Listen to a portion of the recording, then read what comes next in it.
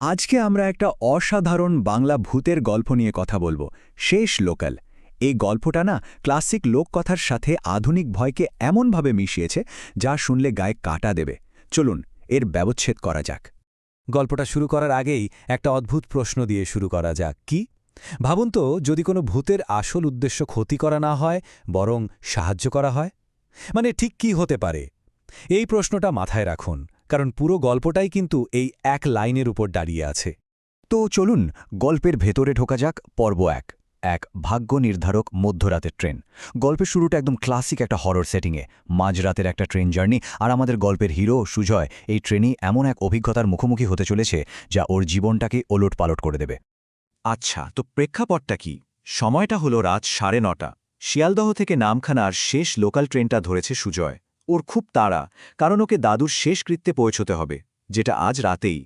ট্রেনের কামরাটা প্রায় ফাঁকা, শুধু এক কোণে কালো চাদর মুড়ি দিয়ে একজন বসে আছে। তো বুঝতেই পারছেন, একদিকে তারা, অন্যদিকে এই অদ্ভুত পরিবেশ। গল্পের স্টেজ কিন্তু একদম রেডি। এবার আসছি দ্বিতীয় পর্বে, আতঙ্কের ক্রমবর্ধমান লক্ষণ। এখান থেকে কিন্তু আসল খেলাটা শুরু হয়। মানে কোনো হঠাৎ করে লাফিয়ে পড়া ভূত নয়, বরং ধীরে ধীরে ছোট ছোট ডিটেলসের মাধ্যমে একটা অস্বস্তিকর পরিবেশ তৈরি হতে থাকে, যা আস্তে আস্তে নার্ভের ওপর চাপ বাড়ায়। আর প্রথম ধাক্কাটা আসে ওই অচেনা লোকটার কাছ থেকেই। সে হঠাৎ সুজয়কে বলে ওঠে, 2 বছর ধরে তোমার দাদু তোমাকে দেখার জন্য কত কাকুতি মিনতি করেছে, অথচ তুমি সময় পাওনি। এটাই তোমার গাফিলতি। ভাবা যায়, একজন সম্পূর্ণ অচেনা লোক সুজয়ের জীবনের এত ব্যক্তিগত একটা কথা জানল কি করে? এখান থেকেই কিন্তু সুজয়ের মনে প্রথম সাইকোলজিক্যাল ভয়টা ঢুকতে শুরু করে। অবশ্য লোকটা একটা ব্যাখ্যা দেওয়ার চেষ্টা করে, বলে যে সে নাকি দাদুর পুরনো এক ফলওয়ালা বন্ধু, মাস দুয়েক আগেও দেখা করতে গেছিল। এখন শুনতে তো এটা বেশ স্বাভাবিকই লাগছে, তাই না? কিন্তু এই উত্তরটা রহস্যটা কমানোর বদলে যেন আরও বাড়িয়ে দেয়, আরও অনেক প্রশ্ন জন্মায় মনে। আর ঠিক তারপরেই ট্রেনটা যেই না সোনারপুর জাংশনে পৌঁছেছে, কামরার সব আলো দপ করে নিভে গেল। না, এটা কোনো সাধারণ পাওয়ার কাট বলে মনে হচ্ছে না। হরর গল্পের একটা ক্লাসিক মোমেন্ট। অন্ধকার মানেই তো অশুভ কিছুর ইঙ্গিত, তাই না? ওই জমাট বাঁধা অন্ধকারের টেনশনটাও একদম চরমে। কিছুক্ষণ পর আলোটা যখন ফিরে আসে, তখন যে দৃশ্যটা দেখা যায় সেটা দেখে গায়ে কাঁটা দিয়ে ওঠে। পুরো কামরার মেঝে রক্তে ভেসে যাচ্ছে, আর রক্তটা আসছে ওই চাদর মুড়ি দেওয়া লোকটার পা থেকে। মানে এতক্ষণ যে ভয়টা ছিল মনের মধ্যে, সেটা এবার চোখের সামনে একটা ভয়ঙ্কর সত্যি হয়ে দেখা দিল। আর এখানেই গল্পটা একটা সাংঘাতিক মোড় নেয়। সুজয় ভালো করে তাকিয়ে দেখে লোকটার পা দুটো উল্টো, মানে গোড়ালিটা সামনের দিকে আর আঙুলগুলো পেছনের দিকে। যারা বাংলা ভূতের গল্প শোনেন তারা জানেন উল্টো পা মানে কি। এটা ভূত বা পেতনির একদম পাকা চিহ্ন। ব্যাস, এই একটা জিনিস দেখার পরেই সুজয়ের ভয়টা অন্য লেভেলে চলে গেল। ও বুঝে গেল যে ও কোনো রহস্যময় মানুষের সাথে নেই। ওর সামনে যে বসে আছে সে একটা আদি ভৌতিক সত্তা। কিন্তু সবচেয়ে অদ্ভুত আর ভয়ঙ্কর ব্যাপারটা কি জানেন? সুজয় যখন ভয়ে জমে গেছে, তখন ওই সত্তাটা ওকে বলছে, ভয় পেও না, আমি তো আছি, তোমার কিচ্ছু হবে না, নিশ্চিন্তে ঘুমিয়ে পড়ো। কি অদ্ভুত বৈপরীত্য!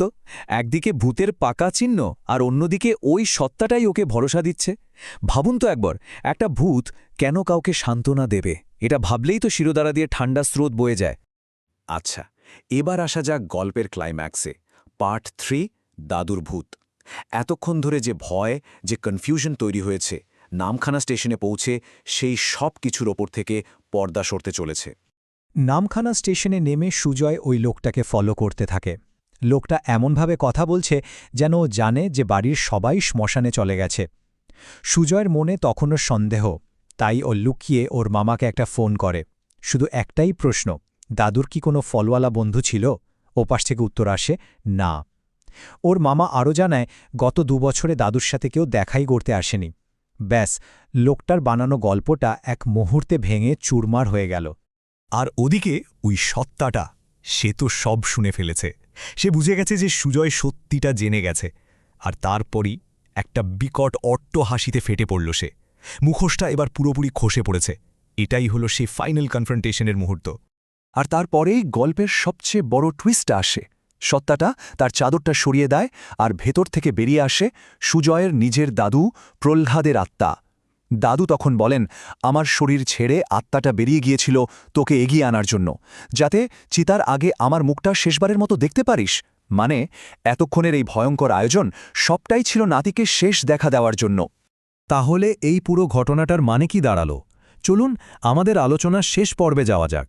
পার্ট 4, ভালোবাসার এক অস্বস্তিকর প্রকাশ। ব্যাপারটা যদি আমরা পাশাপাশি রাখি তাহলে কি দেখতে পাই? একদিকে দেখুন ভূতের উদ্দেশ্যটা, সেটা ছিল নিখাদ ভালোবাসার একটা কাজ। দাদু চেয়েছিলেন তার নাতি যেন শেষ শ্রদ্ধাটা জানাতে পারে। কিন্তু অন্যদিকে সুজয়ের অভিজ্ঞতাটা কি?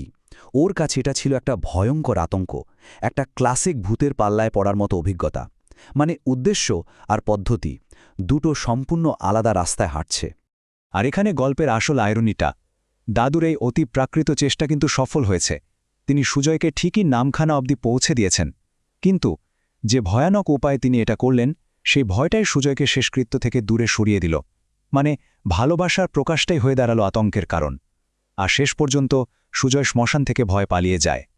তো গল্পটা আমাদের একটা খুব গভীর প্রশ্নের সামনে এনে দাঁড় করিয়ে দেয়। আসল ভয়টা কোথায়?